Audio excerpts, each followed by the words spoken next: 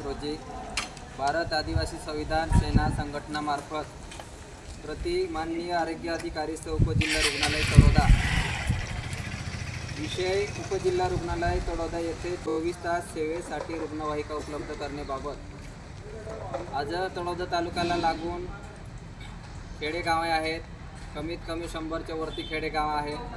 Emergency गंभीर आपत्कालीन काही ॲक्सिडेंट झालं, काही सर्पदंश झालं, विंचूदन झालं, त्यासाठी वेळेवर उपजिल्हा रुग्णालय येथे ॲम्ब्युलन्स वेळेवर उपलब्ध होत नाही आणि 108ला संपर्क साधतात।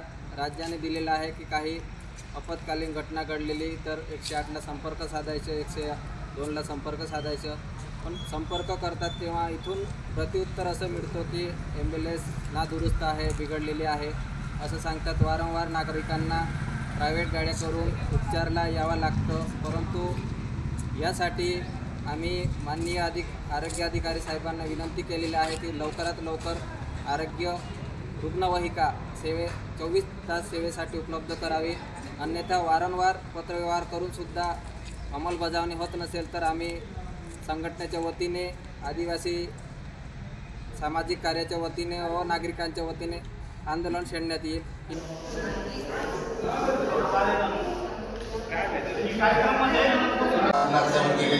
किलोमीटर इरादा आहे, धाकूडवाला तर आम्ही घेतात, घेऊन जातात मुलाला, 4 दिवस चालते, पुन्हा खराब होते।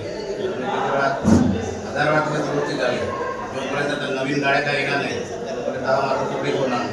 हा 108 102चा बी हाच प्रॉब्लेम आहे, त्याचे मेंटेनन्स काही नाही होते। त्यावरती पत्र देऊन झाले, मॅडमला दिले, आपण कलेक्टर मॅडमला बी देऊन दिले की आमचे 102चे जे आहे दुरुस्तीसाठी त्याचा काहीतरी निधी उपलब्ध करून द्या, त्याच्यावर बराच खर्च आहे।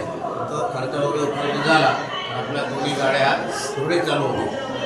तो का आता नवीन सरकार बसल्यावर काय निधी वगैरे येतो का, आणि नवीन गाड्या मिळत तर काहीच प्रॉब्लेम नाही।